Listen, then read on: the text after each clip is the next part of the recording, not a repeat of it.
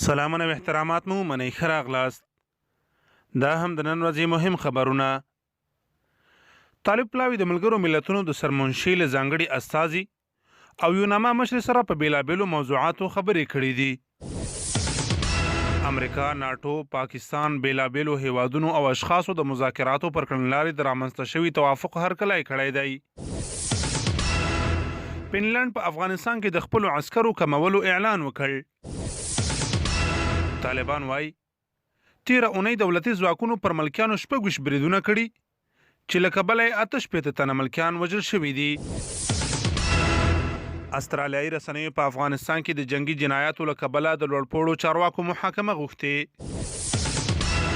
د مصالحې عالي شورا مشر ډاکټر عبدالله له پخواني ولسمشر حمید کرزي، سیاف، یونس قانوني او کریم خلیلي سره په سپیدار ماڼۍ کې د سولې روان بهیر او مصالحې شورا جوړښت په تړاو خبرې کړې دي. د طالبانو سیاسي مرستیال ملا برادر په قطر کې د اندونیزیا له سفیر سره کتلي.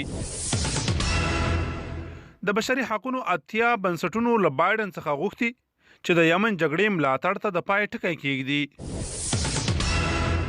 سکای نیوز د امریکایي استخباراتي چارواکو له قوله خبر ورکړی چې یا د هیواد له عراقه یو شمېر ډیپلوماتان وباسي. د امریکا نوی ولسمشر جو بایډن وایي د روان کال تر پایه به د کورونا له امله لسګونه زره نور امریکایان هم مړه شي. آذربایجان ویلي د نګورنو قرهباغ جګړه کې 2983 تنه پوځیان وژل شوي دي. د پاکستان باجوړ کې 2 تنه قومي مشران په ډزو وژل شوي.